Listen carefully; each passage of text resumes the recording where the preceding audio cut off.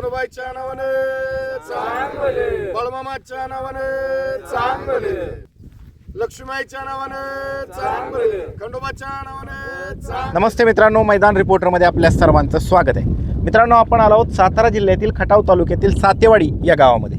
मित्रांनो, या ठिकाणी सालाबादप्रमाणे दिनांक 21 मे आणि 22 मे रोजी भव्य दिव्य अशा दोन वेगवेगळ्या मैदानाचं आयोजन नियोजन करण्यात आलं आहे. मित्रांनो, 21 तारखेला आदत मैदान संपन्न होतं आहे आणि 22 तारखेला ओपन मैदान संपन्न होणार आहे. या मैदानाचं आयोजन नियोजन कसं आहे, या मैदानाची बक्षीस रचना कशी आणि हे मैदान कशा पद्धतीनं कुठं संपन्न होणार आहे याची सगळी माहिती आपण या मुलाखतीच्या माध्यमातून जाणून घ्या. नमस्ते. चला तर नमस्कार. आपलं नाव सांगा, परिचय द्या.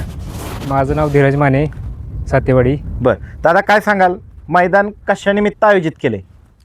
मैदान हे लक्ष्मी यात्रेनिमित्त व बाबा राऊत एक यशस्वी उद्योजक आहेत सातेवाडीचे, त्यांच्या वाढदिवसानिमित्त हे मैदान आहे. बरं सलाबादप्रमाणे. बरं, आणि मैदान किती तारखेला संपन्न होणार आहे?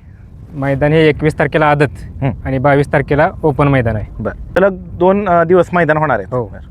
तर दादा, मागच्या वर्षी हे मैदान झाली होती का? हो, मागच्या वर्षी आदतचं मैदान झालेलं 21 मेलाच झालेलं. बरं, आणि चांगला प्रतिसाद होता लोकांचा. किती गाड्यांची नोंद झाली होती? 600+ होत्या गाड्या. बरं, तर दादा, यावेळेस कुठं मैदान संपन्न होणार आहे?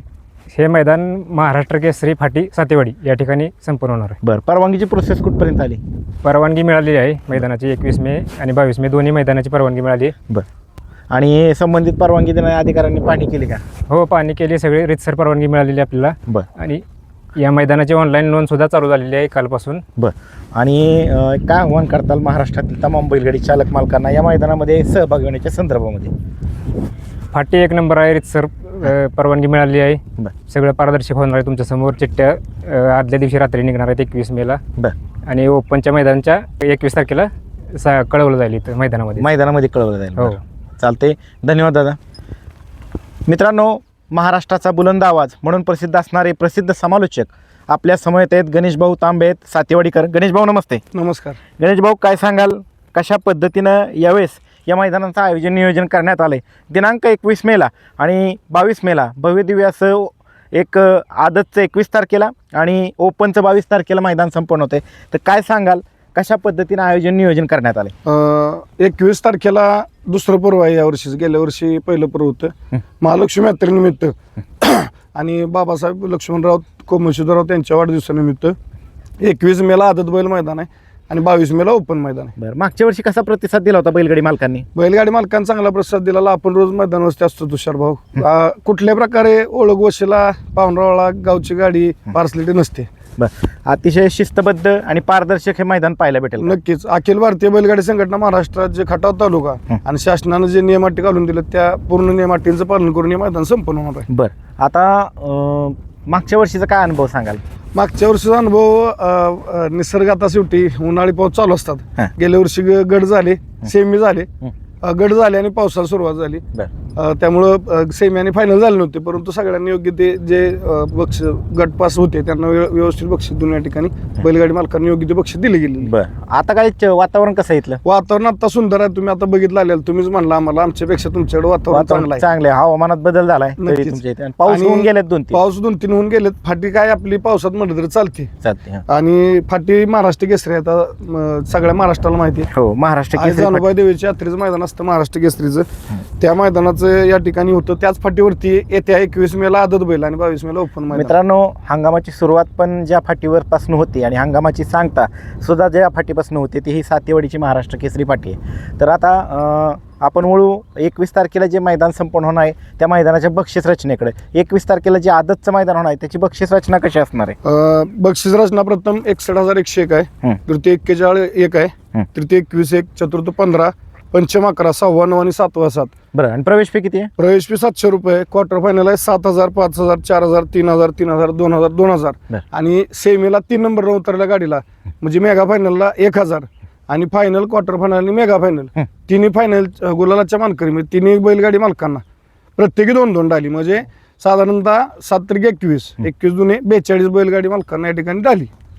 आणि मला वाटतं आता चालूच्या घडीला एवढं बक्षीस देणारं या भागातलं हेच मैदान असेल. आता काय होतंय, मेगापर्यंतचा विचार केला गेला बैलगाडी मालकांचा. काय होतंय, आपण बघतो मैदानात रोज जात असतो, कुठेतरी गुलालासाठी नाद आहे. बरोबर. बैलगाडी मालकांचं काय असतं की सर्वसामान्यांच्या गुलाला आम्हाला कुठेतरी लागावा आणि गुलाल भेटल्यानंतर पुरत नाहीत पैसे, ते 1000-2000 रुपये पुरत नाहीत, आपल्याला माहिती आहे. ते काय आनंद कुठेतरी बैलगाडी मालकांना तो असतो. आणि टाकाटाकीत गाडी उतरल्यावर आनंद होत असतो की माझ्या बाजूला मोठी गाडी होती पण माझी 2 नंबरला उतरली, हा आनंद असतो. त्या बरं, आणि- अनुषंगानं क्वार्टर फायनलला बक्षीस आपण ठेवलेली आहेत 7000, 5000, 4000 आणि मेघाला 1000 रुपये, प्रत्येकाला 2 डाली मानाच्या. बरं, आणि लॉट कधी काढले जातील? लॉट आपले आज दिनांक 18 आहे. 18, 19, 20 आजचे 3 दिवस राहिलेत ऑनलाईन नोंदीला. हा. 20 तारखेला संध्याकाळी 8:30-9 वाजेपर्यंत आपल्या चॅनलवरती, माझ्या चॅनलवरती या ठिकाणी लाईव्ह लॉट काढले जाणार आदतचे. बरं. आणि ओपनचे 21 तारखेला या ठिकाणी मैदानात आपल्याला जाहीर केलं जाणार ओपनचे लॉट किती वाजता जाहीर किती वाजतात? बरं. आणि आता ओपनची बक्षीस रचना कशी असणार आहे? ओपनची बक्षीस रचना आपली याच प्रमाणे असणार आहे, फक्त आपण ओपन मध्ये थोडी कमी ठेवली आहे. कारण आदतला आपण बघतोय आता बऱ्यापैकी बैलगाडी मालकांचं कुठंतरी आदतसाठी इच्छा असते, वासरू आहे माझ्या दावणीला, पळावं, कुठंतरी गुलाल लागावा. ह्या फाटीचं वैशिष्ट्य चांगलं आहे. फाटीला जास्त मैदान असतात, एक महाराष्ट्र केसरी आणि एक हे, आणि एक विठ्ठल केसरीचं मैदान होत असतं श्रावणातलं. तेवढे 3च मैदान गावची, बाकी इतरत्र मैदान ह्या फाटीला होत नाहीत.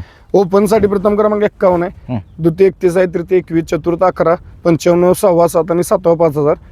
प्रवेश फी 600 आहे. क्वार्टर फायनल या ठिकाणी 5000, 4000, 3000, 2500, 2000, 2000, 2000 आहे. क्वार्टर फायनल आणि फायनलच्या बैलगाडी मालकांना मानाच्या 2 डाले आहेत. याची पण ओपन मैदानाची ऑनलाईन नोंद चालू झाली आहे. आणि प्रवेश फी किती आहे त्याची? प्रवेश फी आपली 700 रुपये असणार ओपनसाठी, आदतसाठी 700 रुपये. बरं, जास्त गाडी आली तर सगळं मॅनेजमेंट, टाइम मॅनेजमेंट केलं? हो, सगळं कारण आपल्याला लिमिटेड फाटे आहेत, आपण जास्त गाडी घेणारच नाही. जेवढ्या फाटे आहेत तेवढीच गाडी घेणार. बरं, उगाच गाडी आली म्हणून जास्त घ्यायची आणि परत काहीतरी चुकीचं करायचं, तसं नाही होणार. नोंद पूर्ण होतं आली बाबा किंवा त्याच्या संदर्भातली अपडेट तुम्ही सगळी जाहीर करताना योग्य? सगळे ग्रुपला या ठिकाणी बैलगाडी मालकांना माहिती आहे. हीच नाही, आपलंच नाही, सगळ्याच मैदानाचे अपडेट टाकत असतो आपण डेली. बरं, त्याचबरोबर आता हे मैदान कुठे संपन्न होणार आहे? मैदान हे आपलं महाराष्ट्र केसरी सातेवाडी गावठाण फाटी, बरं, या आता फाटीवरती संपन्न होतं. आपण वळू फाटीकडं. फाटीचं रान कसं आहे, माती कशी? रान आपलं पळाले 1 नंबर. आता सगळ्यांनी बघितलं, कारण कमिटीने, आमच्या ग्रामस्थांनी, यात्रा कमिटीने जवळपास 4-5 लाख रुपये फाटीला खर्च केलेला आहे. जी मशिनरी असतात मोठ्या हायवे, त्या मशिनऱ्यांनी लेवल करून व्यवस्थित रान केलीत. बरं. कुठली अडचण नाही.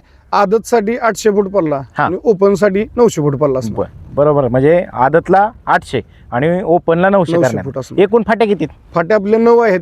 बरं. 9 तास चांगले आहेत पळाय, त्यामुळे लिमिटेडच गाडी असणार आहे. खाली सुट्टीला एका वेळेस किती गट थांबू शकतात? सुट्टीला तसं आपल्या मागं पाठीमागं म्हणलं तर म्हणजे गावठाणची देवस्थानची जागा आहे, त्यामुळे मागं म्हणलं तर अगदी 50 गट उभे राहू शकतील एवढी जागा. निकाल रेषे समोर पुढे थांबण्यासाठी पहिल्यांदा किती जागा आहे? थांबणं आपल्याला सगळ्याला पल्ला माहिती. निकाल रेषेपासून साधारणतः 1000 फूट पल्ला फूट आहे. आजूबाजूला शेतीचं आहे, गाव आहे, घर आहेत, परंतु बांधायची अडचण येत नाही. बांधाय काय अडचण आहे, सगळे सहकार्य करतात. सगळे सहकार्य करतात. बरं, त्याचबरोबर या मैदानाच्या आजूबाजूला धोकादायक परिस्थिती निर्माण करणारा घटक, विहीर, ओढाणाला, लाईटचा पोल, असं काय काय? आता दुसरा आपणच रोज मैदान असतो महाराष्ट्रात. तुम्ही फिरताय, मी जात असतो, मुलाखत घेत असतो.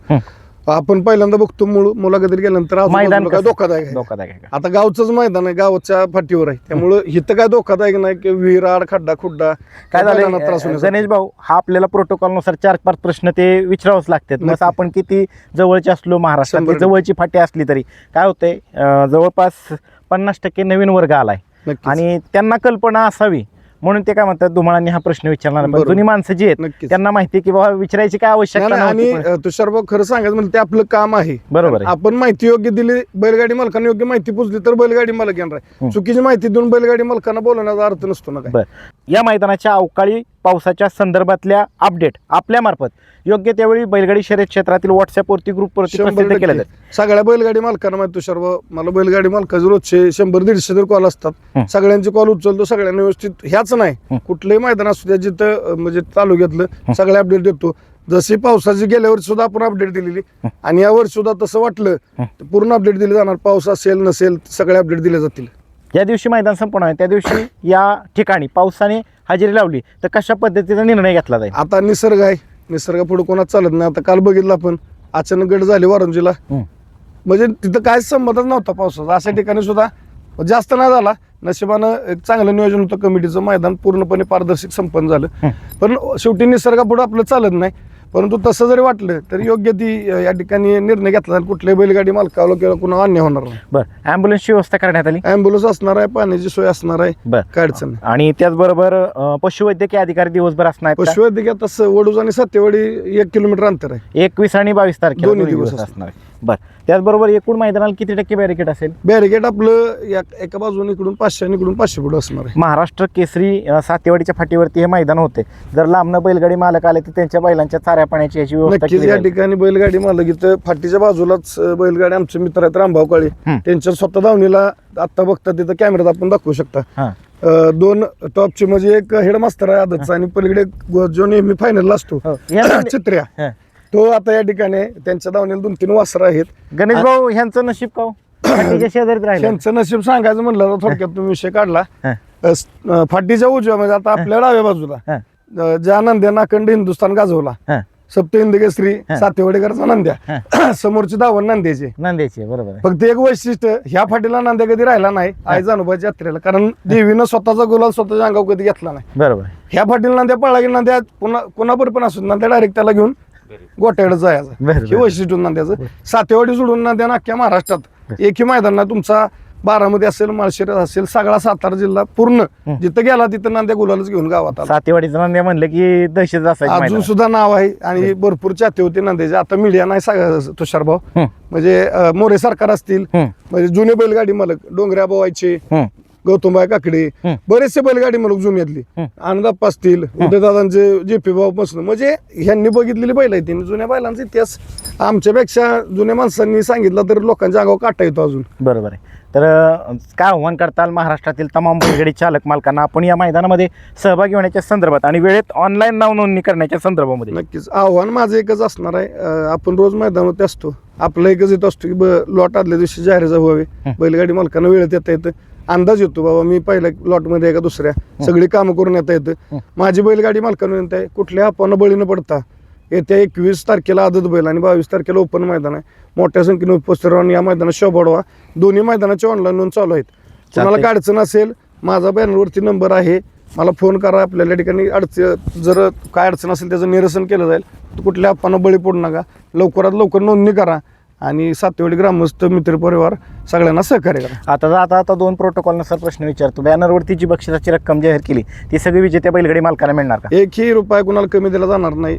अगदी गाडी कमी होऊ द्या किंवा जास्त होऊ द्या, बक्षीस रिसर्ज देणार, कारण आपण रोज मैदानावर. बरं, त्याचबरोबर या मैदानामध्ये थेट आयोजकाच्या अथवा गावगाडी फायनलला पळवली जाईल? कायच नाही तसलं अजिबात. सांगितलं मी पहिलंच बोललो मी, ओळख वशीला पाहुणा रावळा आपला तुफला गावची गाडी असलं काय नाही.